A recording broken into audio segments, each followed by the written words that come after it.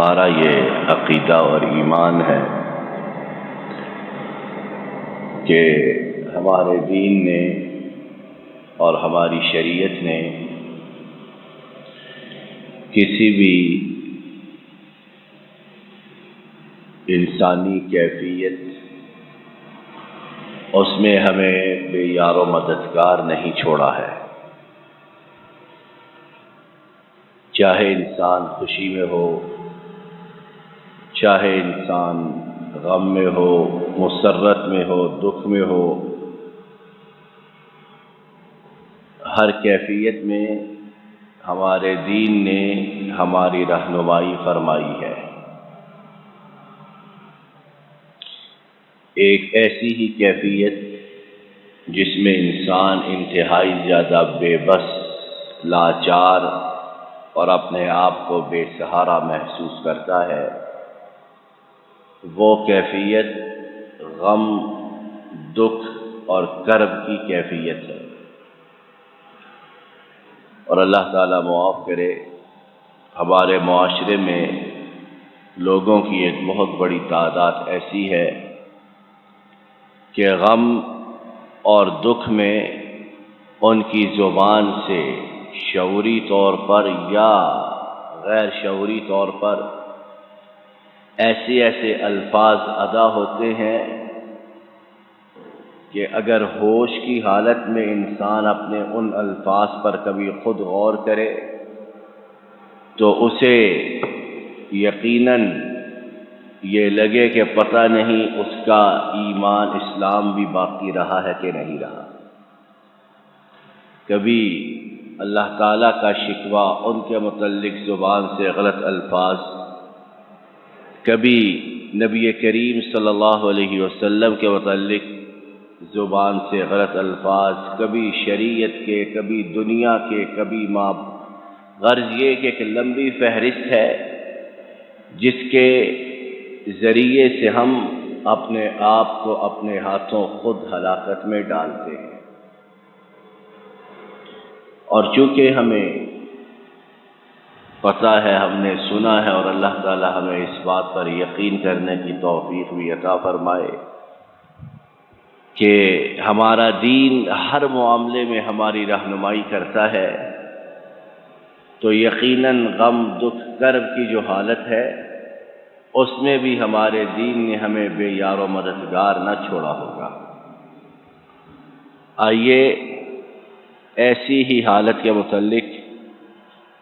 نبی کریم صلی اللہ علیہ وسلم کی ایک حدیث مبارک سنتے ہیں کہ انہوں نے کس طرح اس حالت میں بھی اپنی امت پر شفقت مہربانی کرتے ہوئے ہماری رہنمائی فرمائی ہے۔ امام ابن حبان نے اپنی اس کتاب صحیح ابن حبان میں بیان کیا کہ بلا شبہ نبی کریم صلی اللہ علیہ وسلم نے اپنے اہل خانہ کو، اپنے گھر والوں کو جمع فرمایا اور پھر ارشاد فرمایا کہ جب تم میں سے کسی کو کوئی غم، دکھ، تکلیف یا کرب پہنچے تو اسے چاہیے کہ وہ یہ الفاظ کہے۔ جب بھی کوئی غم، دکھ، تکلیف پہنچے تو اسے چاہیے کہ وہ یہ الفاظ کہے: اللہ اللہ ربی لا اشرک بہ شیئا، اے اللہ تعالی، آپ میرے رب ہیں۔ اللہ تعالی میرے رب ہیں، میں ان کے ساتھ کسی بھی چیز کو شریک نہیں ٹھہراتا ہوں۔ اللہ اکبر، سبحان اللہ، کتنی جامع، مختصر لیکن کمپریہنسو دعا اور ذکر ہے۔ چند الفاظ ہیں لیکن بندہ ان مختصر سے الفاظ میں اپنے دل کو کھول کر اپنے خالق مالک کے سامنے رکھ دیتا ہے۔ اللہ تعالیٰ آپ میرے رب ہیں، میں آپ کے ساتھ کسی چیز کو شریک نہیں ٹھہراتا ہوں۔ مطلب کیا؟ ایسی توحید کا اظہار ہے، اللہ کے ساتھ تمام معبودوں کی ایسی نفی ہے کہ اگر دل میں یقین اور اقرار آ جائے تو اللہ تعالیٰ اپنے اس بندے کی اس فریاد کی لاج رکھتے ہوئے اسے اس مصیبت سے نجات عطا فرما دے۔ کیا ہے توحید اس دعا میں؟ کہ اللہ جو کچھ مجھ پر آیا ہے، مصیبت، غم، کرب، دکھ، بیماری، آپ کے حکم سے ہے، میرے ہاتھوں کی کمائی ہے، آپ کے حکم سے ہے کہ کوئی بھی مل کر، ساری دنیا مل کر مجھے رتی برابر آپ کے حکم کے علاوہ، آپ کے حکم کے سوا نقصان نہیں پہنچا سکتی۔ اور پھر دوسری طرف یہ اقرار بھی ہے کہ اے اللہ، اب جب مصیبت آئی ہے تو تمام مل کر بھی اس سے مجھے چھٹکارا نہیں دے سکتے، کہ آپ میرے رب ہیں، میرے خالق ہیں، مالک ہیں، آپ کا حکم ہوگا تو اس مصیبت سے، پریشانی سے مجھے چھٹکارا ملے گا۔ اور میں اسی چیز کو مد نظر رکھتے ہوئے، اسی چیز کو سامنے رکھتے ہوئے آپ سے اس مصیبت سے نکلنے کا راستہ مانگتے ہوئے آپ کے ساتھ کسی چیز کو شریک نہیں ٹھہراتا ہوں۔ کتنے واضح مختصر سے الفاظ میں توحید کا دو ٹوک اقرار ہے۔ اور اللہ معاف کرے، کتنی ہماری معاشرے میں یہ بیماری عام ہے، پنپ چکی ہے کہ مصیبت آتی ہے تو اللہ کو چھوڑ کر کیسے کیسے شرک کے رنگ ڈھنگ وہ اختیار کیے جاتے ہیں،